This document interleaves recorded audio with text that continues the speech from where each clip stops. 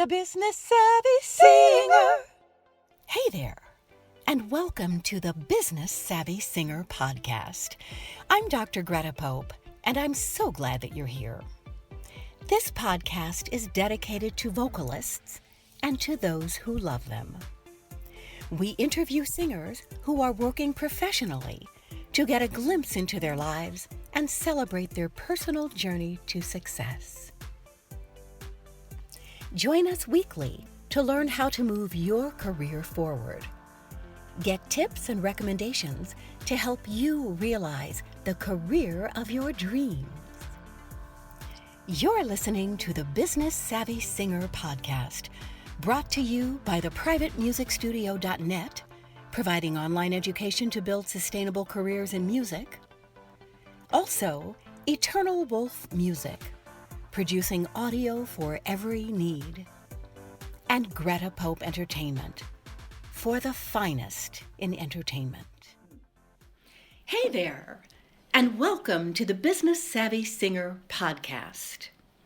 I am really excited today. I know I tell you that on every podcast that I'm excited, but I'm really excited today. I have a wonderful, wonderful, legendary voiceover artist with me today, Mr. Tim Dadabo. Hi, Tim. How are you?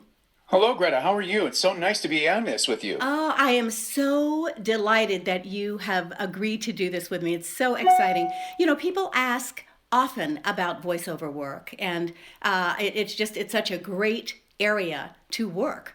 So what's very interesting to me is that I happen to know that you started off as a singer.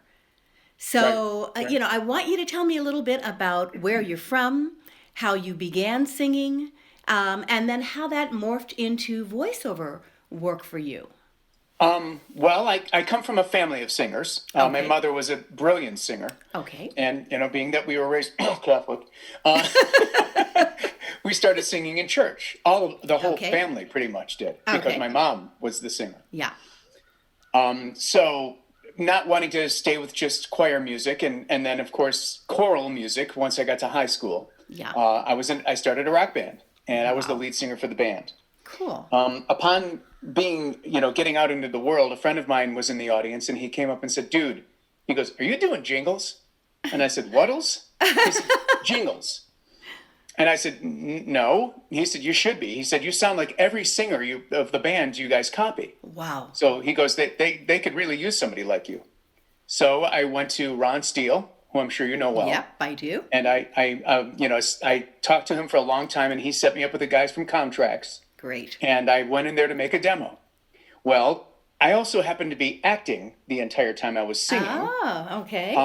And I was taking a break from doing the jingle demo with Mark Ruff from CRC. Okay. And a creative director sat down next to us, and she kept staring at Mark and I. And of course, me, I thought it's because we were cute. Well, Mark's cute. I'm not. Well, that was a reason too, huh? So she finally said, she goes, "You have such a nice young voice." She goes, "Would you mind reading something for me?" And I said, Wow. "Oh, okay." And she handed me something for a Sears demo. Wow. And I looked at it and I said, "Is this a song?" And she said, "No, honey, it's a voiceover." I said, "A what over?" And she said, it's the speaking part of the commercial." I said, "Oh, okay." So I read it poorly. And she said, "Okay, that was good." She goes, "Now like you're talking to a friend." I said, "Okay, so this is acting behind a microphone." Mm-hmm. She said, "Exactly." So I read it again. She goes, "Fantastic. Let's go record it." Oh my gosh. And the rest is So history. I went behind Mike with Mark, as the guy. She said, "Can I borrow you?" And she auditioned me. And she said, "That was amazing." She goes, "I'll let you." She goes, "I can't believe you've never done this before." She said, "You should be." Wow. And after she walked out of the room, Mark looked at me and said, "You've never done a voiceover before." I said, "No." He goes, "Dude, F the jingle shit. You should be doing this." Wow. Wow. That's fantastic. So, yeah. Wow. So you that was a continued. I know that you've done some wonderful, wonderful things. It is so exciting to look at your website. And we certainly will Thank you. include that stuff in the show notes so people can go to your website. Okay. Just fantastic. So tell me, what was your day like before COVID-19? What would a normal day have been like for you?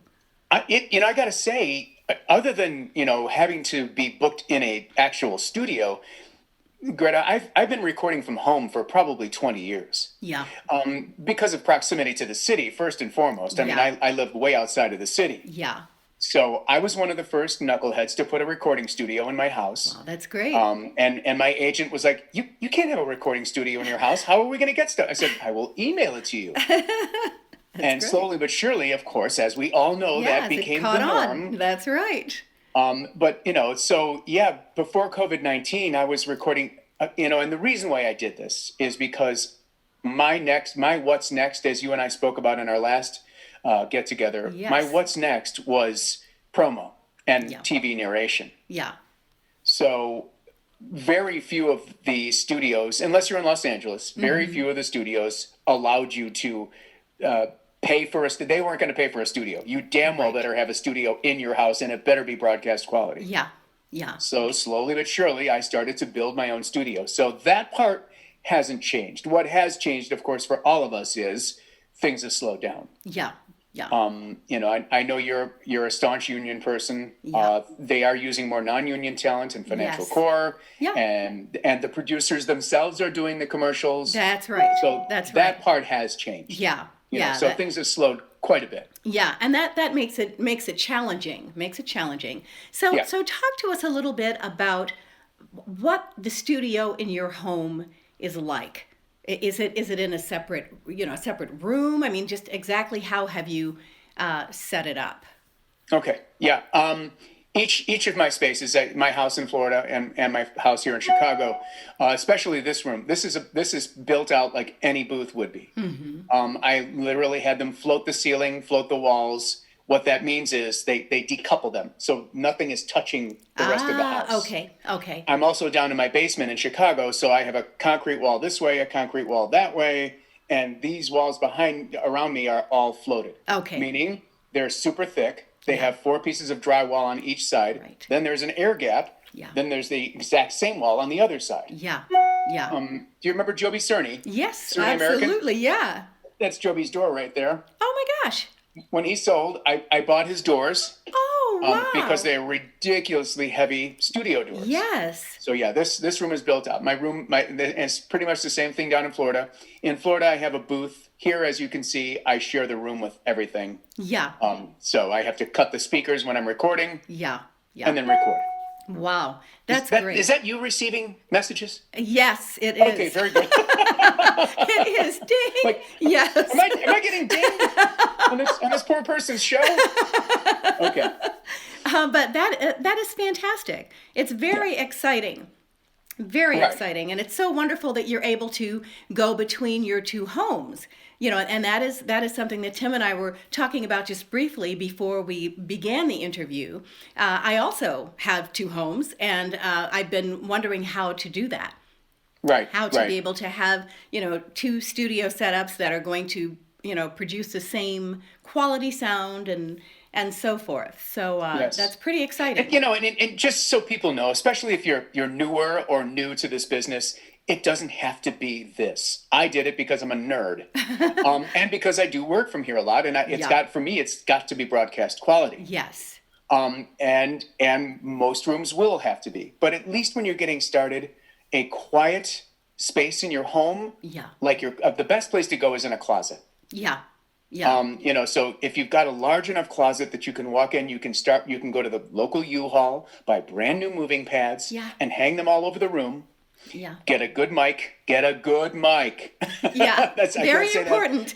I can't emphasize that enough. Get a good mic. Even if it's just a good USB mic, but get a good mic. Put it on a stand, and then whatever you like to read from, and record with whatever you're comfortable with. And, today's recording software is all really pretty clean enough that that's doable. It's great. I have so many friends that read audiobooks, and they do them from their closets. And, it's like just being in a closet all day and reading, so it's a good thing. Right. So now I know that you do recording from your vehicle.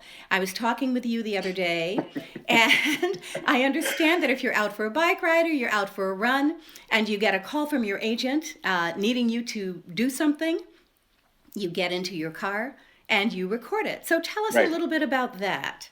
Well, the microphone that I'm talking into right now this is just my USB mic. This is what I call my on-the-go mic and my podcasting mic. It should sound pretty darn good, actually. It sounds great. So this is a Rode or a Rode product, and it's a USB microphone. There are many out there. Again, if it's $100 or under, it's probably not a good one. It might be okay for auditions, but again, it's got to sound good enough. So yes, what I'll do is I'll hop back in my car. Cars are tremendously acoustically sound. Okay. So, because with all the padding inside of them and with all this sound baffling that we all require now, right. I literally just set this tripod mic up on my steering wheel, hook it up to either my iPad or my iPhone, and I use a program called Twisted Wave. Okay. And Twisted Wave is phenomenally easy to use, to edit with, and then it also allows you to either email or upload to your favorite, Box.com, Dropbox, whatever you use, and or an FTP site, and you can upload as a wave, as an MP3, any way you got it, you can send it to them, and it sounds. I've never gotten a complaint. Wow, that's fantastic. Well, that's very good to know. Right. Very good to know. So what kind of advice would you give to people wanting to get into voiceovers? Young people, older people, whatever. What kind of advice would you give them? Wow. It's oddly that as we are talking about this, I'm beginning to write a book. Oh, wonderful. I'm just starting to write a book. Okay. And while so many of us, or so many of the voiceover people around the nation, around the world, have written so much about being the artistic form of it, I'm writing more from the business aspect of how to get in it and stay in it. That's great. That's great. I don't know if you remember a gentleman named Larry Moran, the funny voice man. Yes. Of course we all do. One of the things he said is, remember that there's two words in the words show business. Yeah. The second one is just as important as the first. That's right. Just as important, if not more so. Absolutely. So things, as you know, Greta, things have changed a lot. Oh, yeah. And where I used to be able to literally meet my clients and or prospects eye to eye, door to door with my stuff and play it for them, I became a tremendous salesman at getting my foot in the door in the first place. That's great. And you still have to do that, but you still have to do it virtually. Yeah. You have to know your brand. Yeah. What is your brand right now? That doesn't mean that can't change or morph as time goes by. That's right. But what is your brand right now? What do you see yourself how do you see yourself as a brand? Yes. If you've been blessed enough to get booked several times, what are you getting booked for? Yeah. That's usually your brand. Yeah. Whether you like it or not. Yeah. I have a friend that, said, boy, they're always booking me as the Italian Dago guy. Why did they do that? Don't they know I got range? And I said, dude, what is wrong with getting booked as the Dago? I said, ride the horse until it's glued. That's right. So that's your brand. So we have to seek the brand and make sure that we use any means possible. And now, you're saying the younger people are terrific at being social and branding themselves socially. Yes.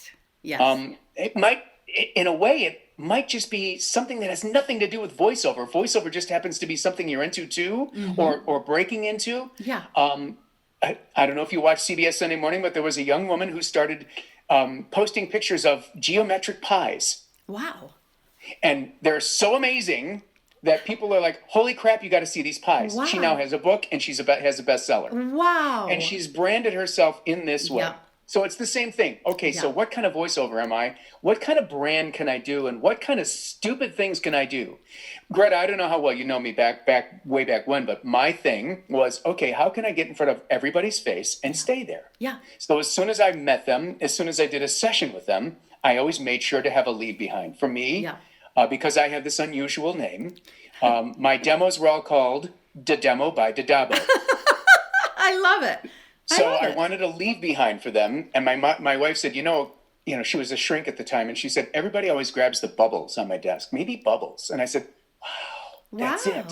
So I came up with Dadabo by Dadabo. Wow. And I had labels made. That's great. I used to get cases of bubbles and have labels put on them with my logo, my contact information. And I would leave it behind everywhere. great. And before I walked out the door, people were sitting, and I'd be in the booth and they'd go blowing bubbles. And now I'm not just there. They put them in their purse and take me home with them. That's right. That's right. You know, I started including toys. Yeah. So people were giving these gifts to their kids when they got home with my label on it. That is wonderful. So those are the kinds of things that we have to look into. Yeah. You know? Yeah. What is your brand? Are you fun? Are you serious? Are you dark? Yeah. Are you goth? Yeah. What are you? Yeah. Who are you? Yeah. And brand yourself that way. Ride the horse till it's glue. Yeah. Always thinking about the what's next. That's great. That is tremendous advice. That is tremendous advice. Boy, for my listeners, I mean, you know, these are truly pearls of wisdom. Absolutely. So tell me, what are some of your favorite voiceovers that you've done? What, like if you had to choose 3 top ones through all of the years that have been your faves? Oof. Well, without a doubt, for those that are listening that are Halo fans, I'm the voice of 343 Guilty Spark from Halo. Pretty exciting. It's nuts. I get fan mail from around the world for that one. Oh, that's great. I've done multiple Scrubbing Bubbles, Keebler Elves, tons and tons of Raid Bugs. I am one now. And of course, I got to develop the Bad Apple for Apple Jacks. Wow. So it was Apple. It was Bad Apple. It was Apple and Cinnamon. And they hired a gentleman who was from Trinidad to do Cinnamon's voice. And of course, he was Trinidadian.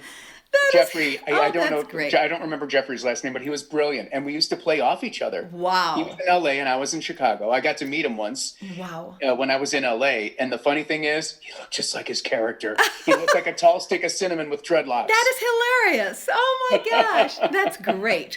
So those are some of my top faves. Wow. Well, I will say to my listeners, you have to go to Tim's website and check it out. There is just some fantastic things that he's done, and it's very impressive, and voices that sound different, and animation, and just all kinds of really neat things. I've had one blessed career, ma'am. I surely have. You have, and it's so impressive. So impressive. I have one blessed career. Yep. No doubt about it. You are truly legendary. It's hard work, you know? It's always hard work. But it's fun work. Yeah, it's fun work. But, you know, you have to stay at it. And again, I still use paper and I write out my what's next. Yeah. That's good. That's good. Now, you told me a little bit about something that's kind of coming up next for you, in that you're getting back into singing. Yes. I have actually. I did. I don't know if I sent it to you. I don't think I did. There's a gentleman named Doug James, and he has an entire slew of different bands under the Soundtracks of a Generation banner. Okay. So, I mean, he's got, he's got a Tom Petty band. He's got a Pink Floyd band. He's got a 60s soul band. Wow. That's great. And you know, he's got about 10 or 12 different bands. Wow. And ours happens to be Soundtracks of a Generation, 70s FM radio. Wonderful. It's all classic rock from the 70s. And, you know, I'm one of his screamers, which is what he loves. Which is what he loves. Yeah, that's great. Now, if this particular band has, at any given time, 2 to 3 guitar players, brass that comes up and on. It'll have a percussionist, a drummer, keyboards, 5 singers, so that we can step forward and back. Wow. You know, 2 women, 3 guys, and it's a blast. Wow! So where can we hear that music? If you go to Soundtracks of a Generation on online, you'll see all of the bands that are there. Wonderful. And 70s FM is just one of them. Wonderful. Well, we're going to put all of this information in our show notes so that people can learn more about you and can follow you and just be aware. Cool. Thank you. I thank you so much, Tim. Tim's name is Tim, and the last name is Dadabo. So if you want to check him out, go to his website, timdadabo.com. Fantastic stuff there. And we will, of course, put all of this in our show notes.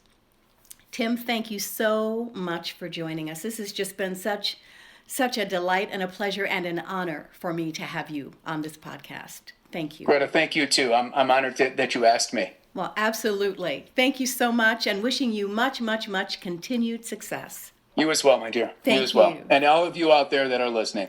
Thank you. Take care, Stay Tim. with it. Stay with it. That's right. That's right. Bye-bye. The holidays are coming up, and it's time to start thinking about gifts for those special people in your life. Do you know an aspiring instrumentalist or singer?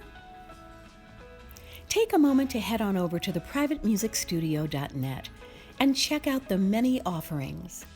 There are options for folks of all ages and experience levels.